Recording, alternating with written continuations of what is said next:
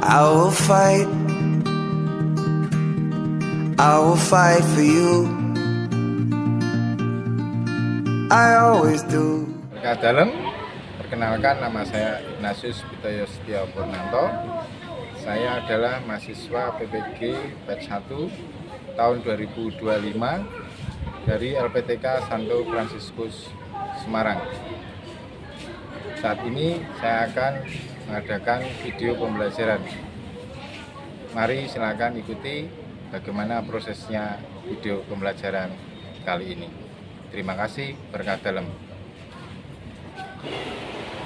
Pagi anak-anak, berkah dalam. Berkah dalam. Oke, pada kesempatan hari ini kita akan mulai pelajaran. Tapi sebelumnya kita pakai dulu ini. Sudah sarapan semua? Sudah. Terus, kalau sudah sarapan berarti kita akan semangat untuk belajar. Pada pagi hari ini ada yang sudah masuk? Gimana kan? Sudah semua? Oke, kita belajar mulai dengan berdoa dulu. Siapa yang pada hari ini memimpin doa? Yuk, yuk, silakan memimpin doa. Berkorban oleh kasih dari Allah dan kasih terhadap sesama. Semoga aku senantiasa dengan setia meneladani kehidupan dan kebijaksanaan Allah dan penyelamatku Yesus Kristus yang Bapa dan Putra dan Roh Kudus, seperti pada permulaan, sekarang, selalu, dan sepanjang segala abad. Teruskan kami, Doakanlah kami dalam nama Bapa dan Putra dan Roh Kudus. Oke, terima kasih Dio sudah mau memimpin doa. Pada kesempatan pagi hari ini kita akan belajar tentang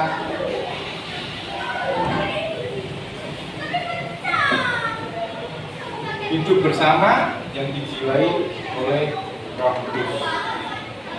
Sebelumnya kami tanya dulu, minggu lalu kita juga sudah belajar tentang Roh Kudus. Karena temanya adalah Roh Kudus membimbing gereja. Yang minggu lalu kita belajar tentang Roh Kudus yang menguatkan hati para rasul. Masih ingat berapa para rasul? 12. Peristiwa turunnya Roh Kudus disebut apa? Kira-kira?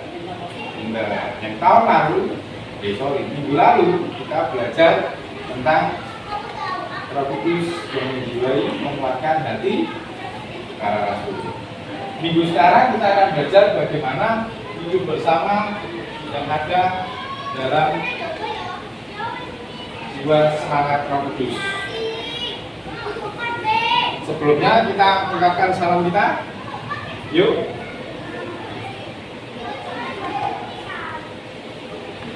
pertolongan kita atas nama Tuhan Yang menjadikan langit dan bumi.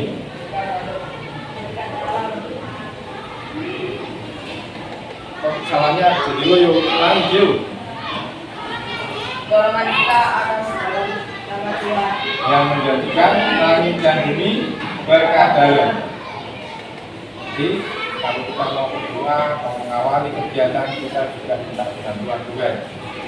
Jadi bagi yang doa ada namanya salam berkah dalam itu dapat kita minta berkah dari Tuhan. Oke? Ada selanjutnya tujuan kita untuk belajar hidup bersama yang dijiwai oleh Roh Kudus adalah bagaimana hidup rukun dan damai ada bersama kita. Lalu kita akan meneladani Yesus sebagai Tuhan kita dan juga para rasul. Dan juga adalah yang utama peran Roh Kudus dalam hidup kita sehari-hari. Itu kita lihat dulu.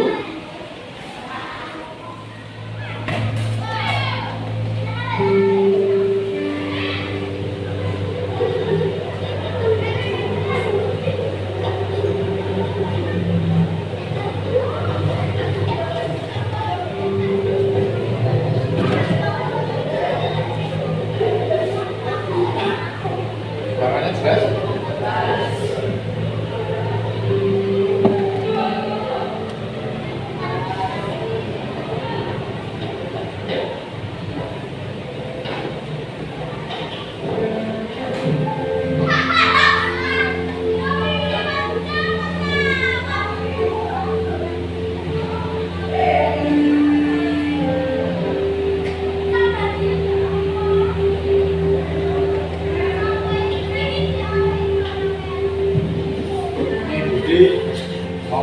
seperti ujian.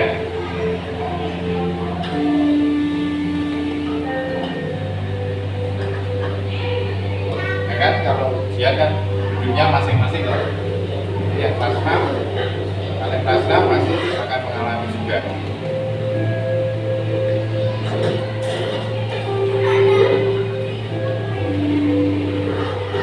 Dia persiapan sampai malam, ya toh, belajar toh, besoknya ujian, terus sampai ngantuk-ngantuk tetap belajar karena persiapan sampai setengah 12 toh, jam 5 bangun, lagi ya. Alat tulisnya ketinggal, nah, udah konsentrasinya kacau dong. Tapi nanti kita lihat akhirnya bagaimana. Itu temannya sudah melakukan kesalahan, bully, tapi tidak mau mengakui. Jaim.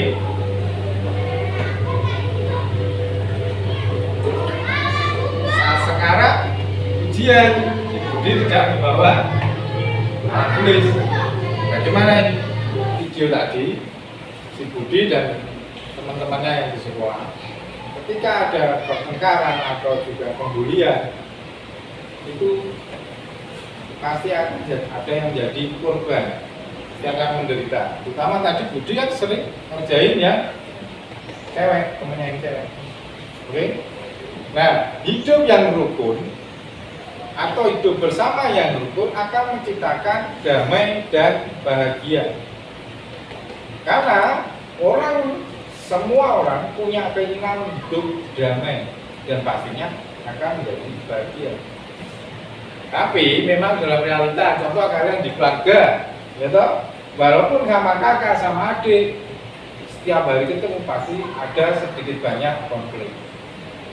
Dan di sini Pak Pip mau menekankan adalah Roh Kudus itu tetap akan mendampingi kita. Contohnya apa? Ya kita pasti bertengkar kecil, tapi mau memaafkan adik, memaafkan kakak.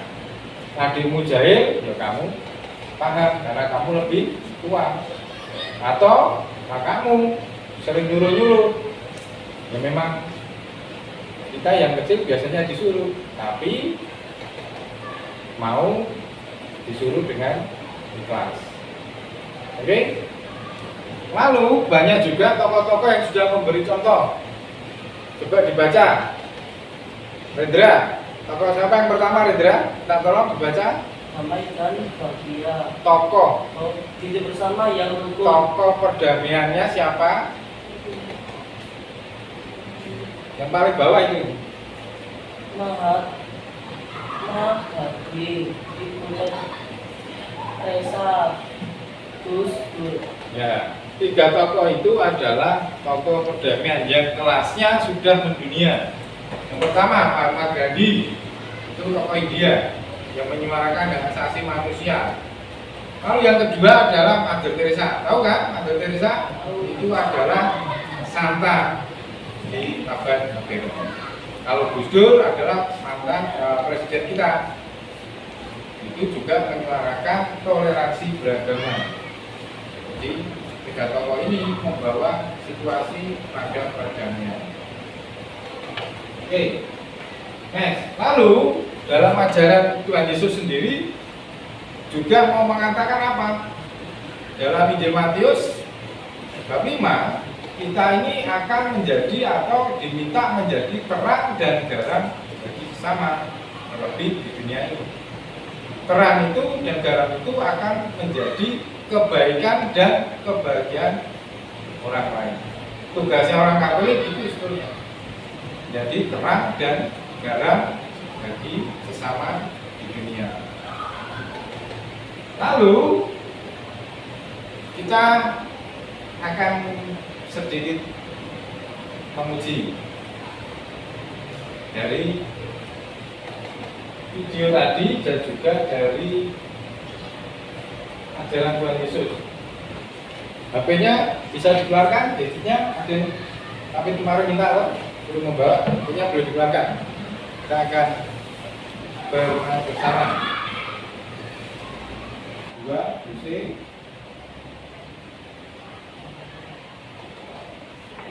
Ya. Cuma 2, 3, Dinora.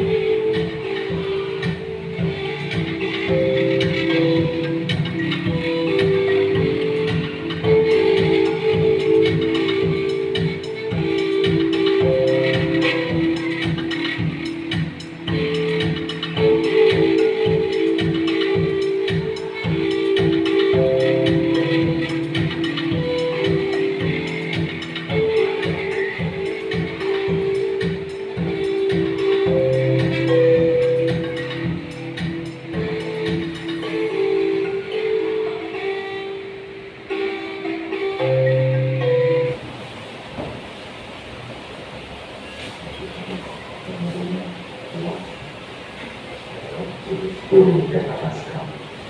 Sesudah Yesus mengatakan kata-kata terakhirnya. Video yang kedua tentang turunnya Roh Kudus atas para rasul. Nah, ini peristiwa apa? Apa? Yuk. Tuhan Yesus naik ke surga.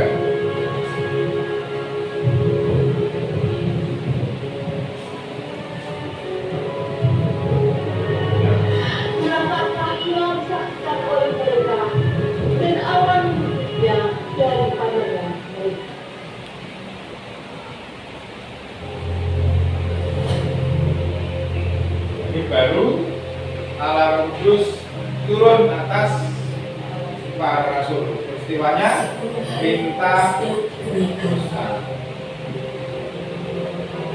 Penta 50, perayaan yang dirayakan 50 hari setelah Babylon keluar.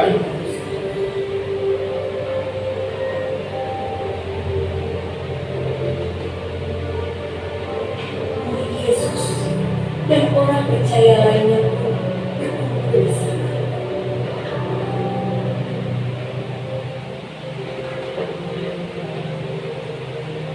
Di suatu tempat dalam sebuah rumah.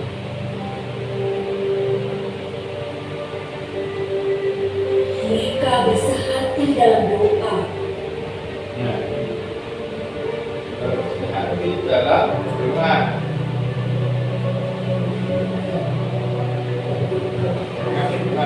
Dan Yesus akan hadirnya Roh Kudus. Ya.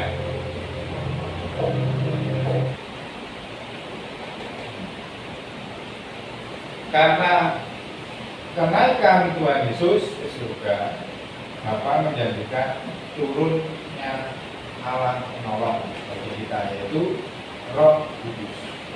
Jadi yang memberi warna dalam hidup kita saat ini perannya adalah Allah Roh Kudus.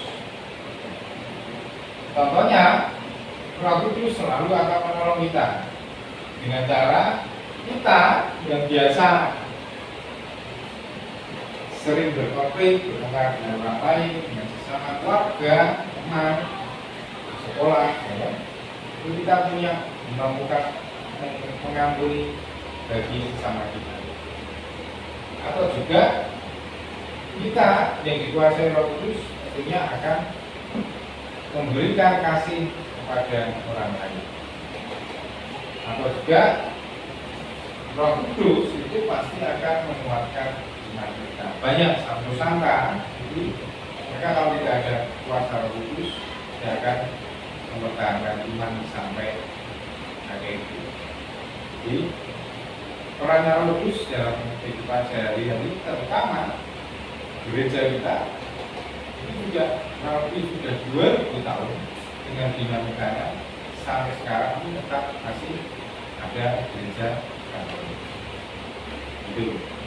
Roh Kudus selalu berada. Jadi kalau kita berdoa itu sebaiknya malah kita ke Allah Roh Kudus, karena Allah Roh Kudus itu yang benar-benar hadir di dalam kita. Gimana? Ada pertanyaan? Oh, ayo. Bagaimana kita bisa merasakan kehadiran Roh Kudus dalam diri kita? Nah, masing-masing dari kita itu adalah hidup itu sudah ada Roh Kudus. Kita punya hati nurani, itu yang bisa merasakan kehadiran Roh Kudus. Roh Kudus itu menghidupi kita dan hasilnya terlihat dalam tindakan kita. Contoh tadi, mengampuni orang. Di sini hati nurani kita akan bertentangan. Jangan diampuni, loh itu temanmu, itu diampuni. Ya kan tadi video budi, ya toh. Kalau yang ceweknya tidak mau mengampuni dengan meminjamkan pensil, si budi tidak akan selesai usianya.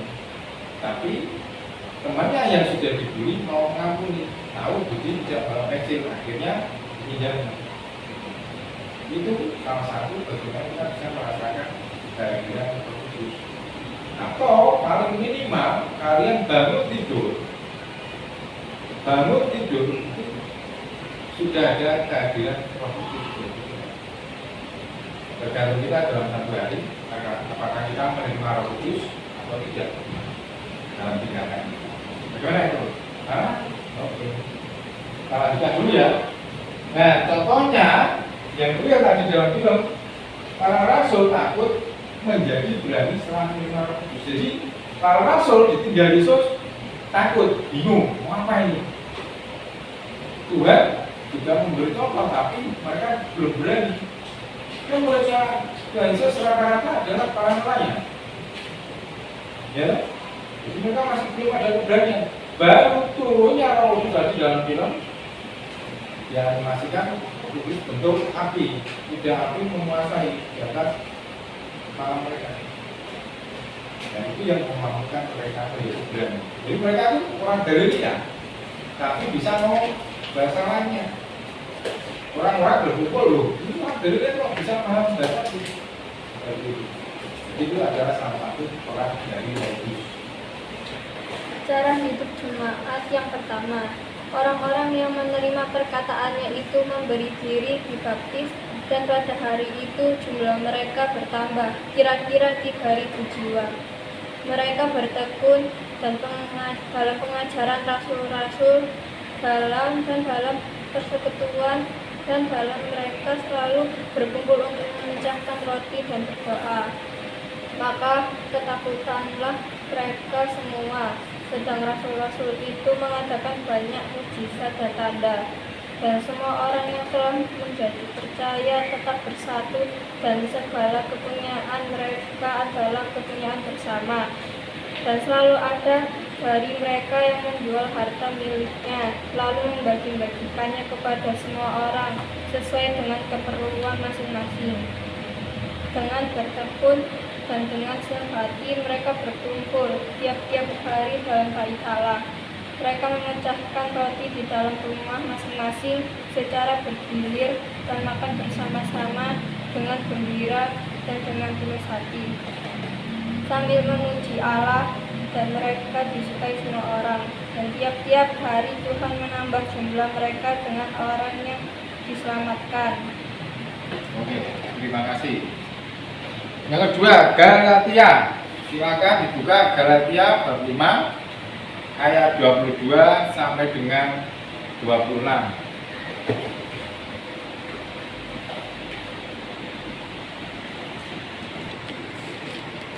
Bisa?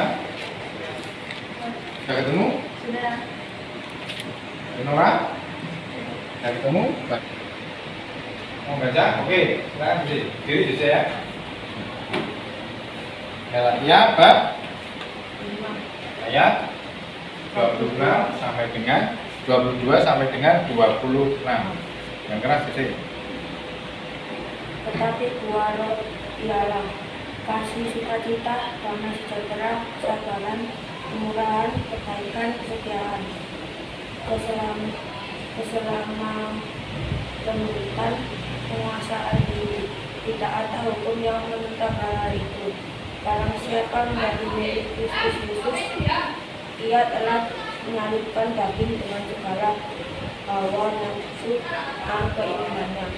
Jikalau kita hidup oleh Roh, maka hidup kita juga dipimpin oleh Roh. Dan janganlah kita gila hormat, janganlah kita saling mengatakan dan saling membenci. Oke, terima kasih.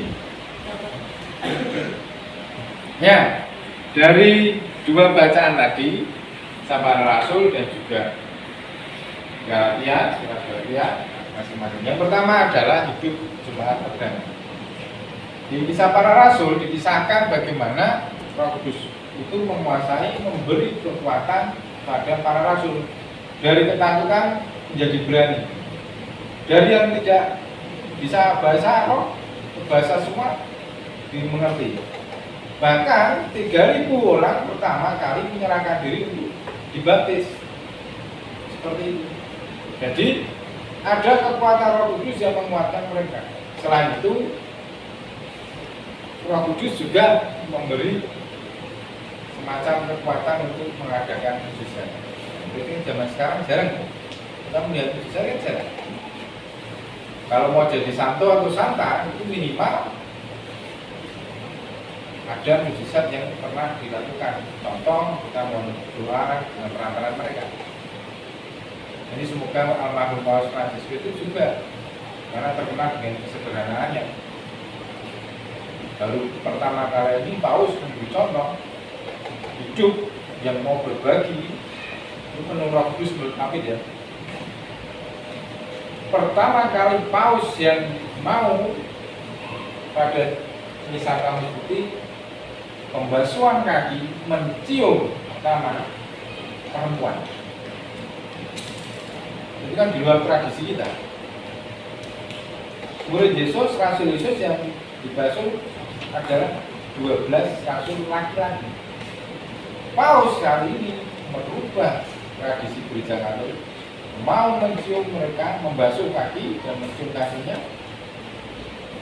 yang perempuan. Bahkan seorang imigran atau tahanan juga. Ini luar biasa ini Paus ini. Kalau tidak ada Roh Kudus tidak mungkin seperti itu. Almarhum Paus Fransiskus itu semangatnya, toleransinya itu menurut Kapit penuh Roh Kudus. Coba senyumnya itu kalau kalian lihat, ini tidak ada perbedaan kesiapan. Cara menyampaikannya juga seperti itu. Nah, ini membawa Roh Kudus itu sesama. Yang kedua, jemaat perdana itu saling berbagi. Orang berbagi, mau berbagi itu karena punya. Ya. Kalian kalau punya kelebihan, itu kan pasti berbagi dengan yang kurang.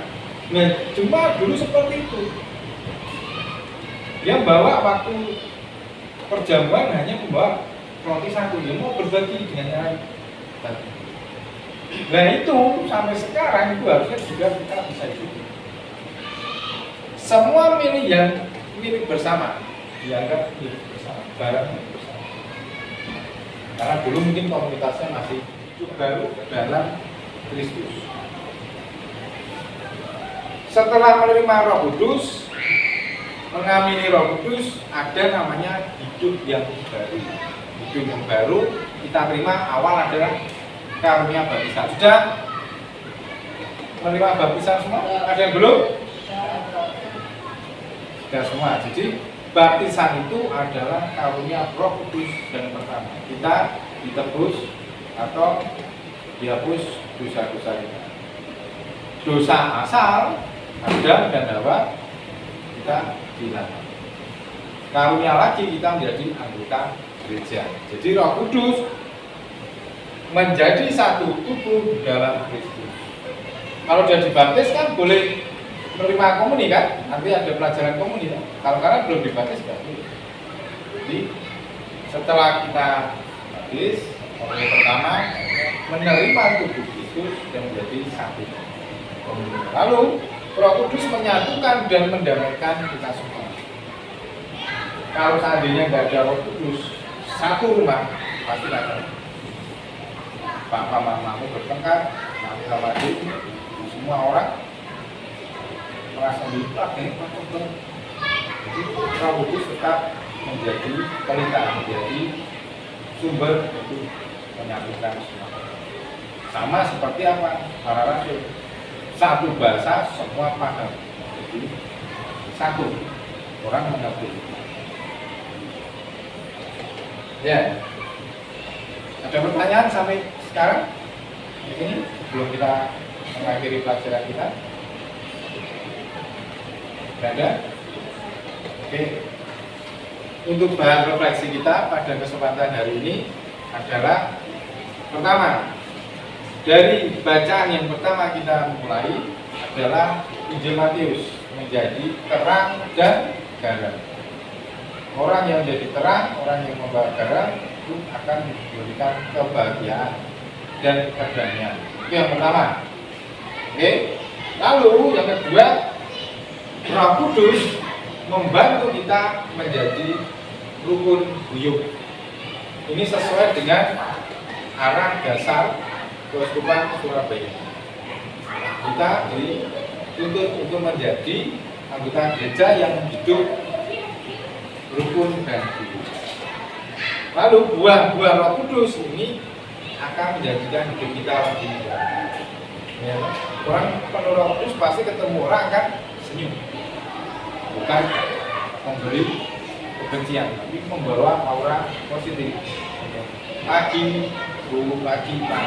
Halo, gimana teman kabarnya? Dan masa ada menyapa sambil marah-marah. Nah, itu kan menyapa itu akan berikan keindahan.